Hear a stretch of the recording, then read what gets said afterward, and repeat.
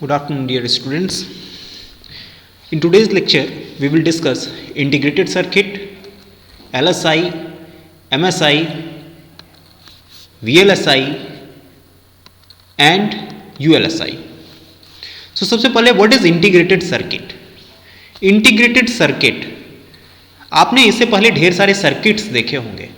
कोई भी एप्लीकेशन अगर आप करने जाते हो, कोई भी अगर आप एप्लीकेशन अगर चाहते हो, जैसे ओपैम्प आपने पढ़ा और ओपैम्प से अगर आपका यूज़ करके अगर आप कोई वेव फॉर्म को शेप करना चाहते हो या फिर कंपैरेटर डिज़ाइन करना चाहते हो या ऐसे कोई भी एप्लीकेशन अगर आप करना चाहते हो तो उसके लिए आपको एक पर्टिकुलर सर्किट की रिक्वायरमेंट होती है. उस सर्किट में क्या क्या हो सकता है? उस सर्किट में ढेर सारे रजिस्टर्स हो सकते हैं, कैपेसिटर्स हो सकते हैं, आर रजिस्टर हो सकते हैं, कैपेसिटर हो सकते हैं, हो सकता है कुछ ट्रांजिस्टर्स हों, कुछ मॉसफेट हों, कुछ डायोड हों. इस तरीके के ढेर सारे सर्किट्स यहाँ पर अवेलेबल होते हैं.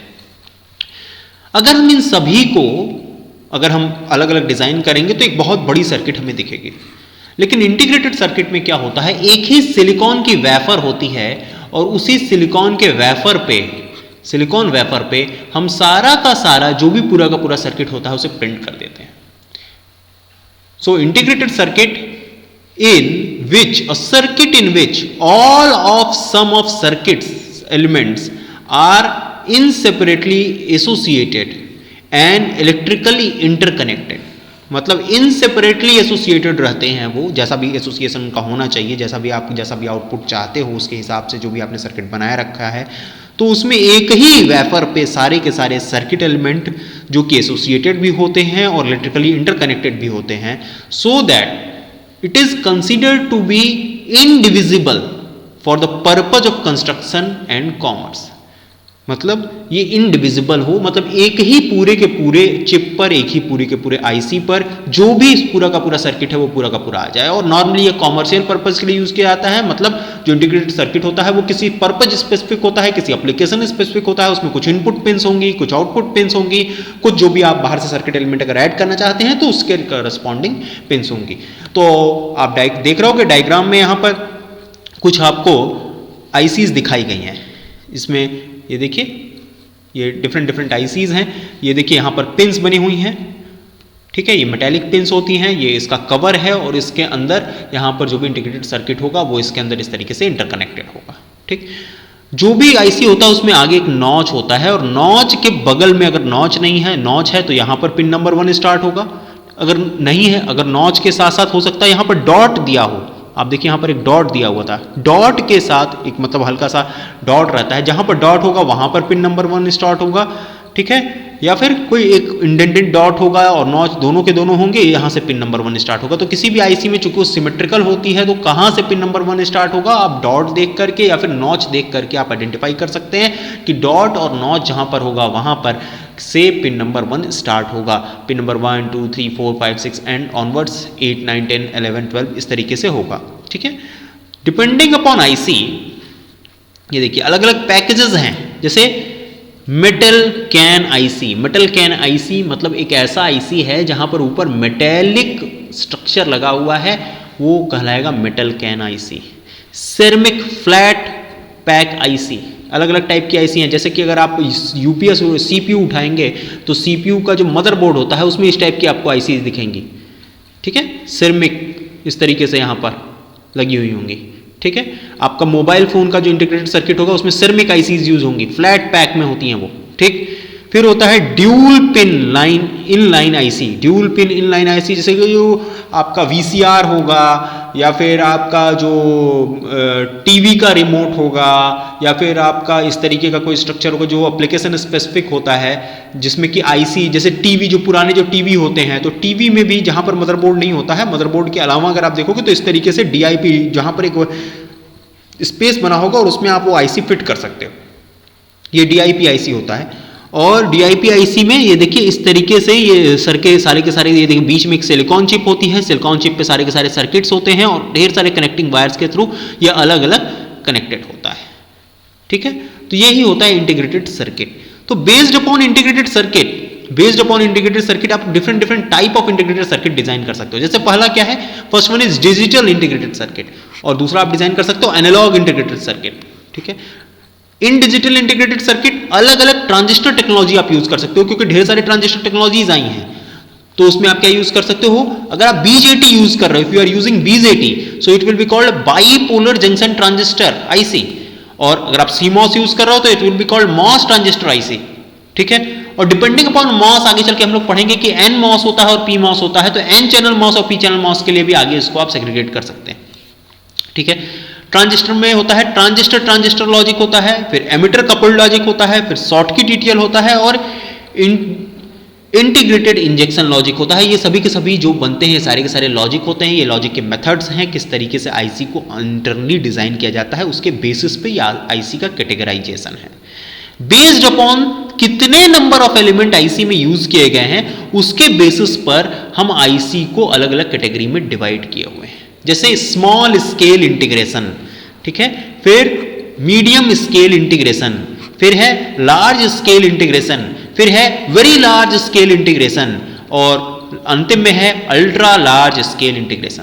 इन 1964 first small scale integration IC means SSI पहली आईसी डिजाइन की गई, और उसमें नंबर ऑफ ट्रांजिस्टर कितने थे, उसमें नंबर ऑफ ट्रांजिस्टर्स ऑलमोस्ट 10 थे, और नंबर ऑफ लॉजिक गेट, मतलब कितने लॉजिक गेट, एंड, और, नॉट, नैंड, नॉर, इस तरीके के कितने लॉजिक गेट ऑपरेशनल थे, 10 to 12 logic gates he operational थे, ठीक है।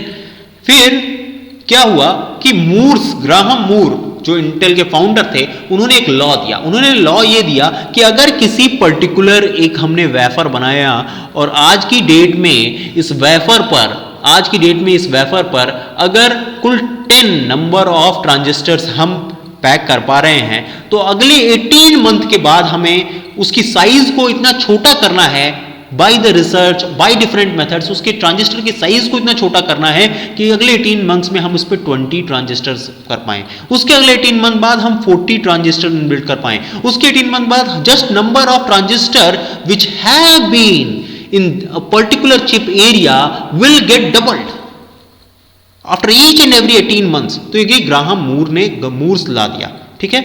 So observation that number of transistor dense circuit gates double, ठीक है। तो इसके बेसिस पे ये देखिए, ये जो यहां पर इसके बेसिस पे पूरी की पूरी आईसी इंडस्ट्री काम कर रही है, जो पूरा का पूरा आपका जो भी आपका इंटीग्रेटेड सर्किट बेस्ड इंडस्ट्री है वो ऐसे ही काम कर रही है, ठीक है। तो यहां पर सबसे पहले जब आपका यहां पर स्टार्ट हुआ इंटीग्रेशन, जो कि 1950s से लेकर 1960s के बीच में हुआ, अलग अलग कंपनीज ने अलग अलग तरीके के इक्विपमेंट दिए, तो अलग अलग टाइप की आईसीज दी, तो उसमें जब स्केल इंटीग्रेशन शुरू हुआ, तो धीरे धीरे धीरे धीरे हर 5 साल बाद number of transistors per unit area बढ़ते गए, और आज की डेट में बिलियंस ऑफ ट्रांजिस्टर एक पर्टिकुलर छोटे से चिप एरिया पर प्रेजेंट है। आपके मोबाइल फोन, जो कि आज से अगर आप देखोगे, आपका मोबाइल फोन जो है, अगर आज से आप 10 से 15 साल पहले देखोगे, तो उसमें केवल 250 कॉन्टैक्ट्स आप सेव कर सकते थे, और उसके अलावा आप ना उसमें इमेज देख सकते थे, ना कुछ भी देख सकते थे। लेकिन आज उसी रेट का मोबाइल फोन, लगभग जिस रेट का मिलता था, लगभग उसी रेट का मोबाइल फोन में आपको ये सारी की सारी फैसिलिटीज हैं। प्रोसेसर स्पीड बहुत हाई हो चुकी है, मेमोरी स्पीड बहुत हाई हो चुकी है। ये सब का सब ग्राहम मूर्स लॉ को फॉलो करने के नाते हुआ है, because due to Moore's law after every 18 month number of transistors are being doubled, और transistor sizes are being reduced significantly, बहुत ही ज्यादा रिड्यूस कर दी गई है ट्रांजिस्टर साइजेस नाउअडेज। आपके जो बाल हैं उस पर लगभग millions and millions of thousand of transistors available होते हैं। इतनी ट्रांजिस्टर साइज को रिड्यूस कर दिया गया, ठीक है। तो इस तरीके से मूर्स लॉ के हिसाब से लगातार ये जो आपकी आईसी इंडस्ट्री है वो लगातार आगे बढ़ती चली जा रही है, ठीक है। तो उसी को कैटेगराइज करने के लिए कि कितने नंबर ऑफ ट्रांजिस्टर्स पे हम एक जनरेशन को चेंज मान लेंगे, तो उसी को कैटेगराइज करने के लिए हमने इस तरीके का डिवीजन किया हुआ है कि भाई ये स्मॉल स्केल इंटीग्रेशन कब कहलाएगा, फिर मीडियम स्केल इंटीग्रेशन आया, फिर लार्ज स्केल इंटीग्रेशन आया, फिर वेरी लार्ज स्केल इंटीग्रेशन आया, फिर अल्ट्रा लार्ज इंटीग्रेशन आया, और अब हम अल्ट्रा लार्ज स्केल इंटीग्रेशन से भी आगे की तरफ बढ़ रहे हैं, बिकॉज हम नैनो फाइबर्स की तरफ बढ़ रहे हैं, कार्बन ट्यूब्स की तरफ बढ़ रहे हैं, बिकॉज अब जो ट्रांजिस्टर साइज है वो लगभग इलेक्ट्रॉन के लेवल पर जाने की तैयारी है कि हम इलेक्ट्रॉन्स के जरिए ही कोई भी डेटा ट्रांसमिट करा पाएं और उसको स्टोर कर पाएं।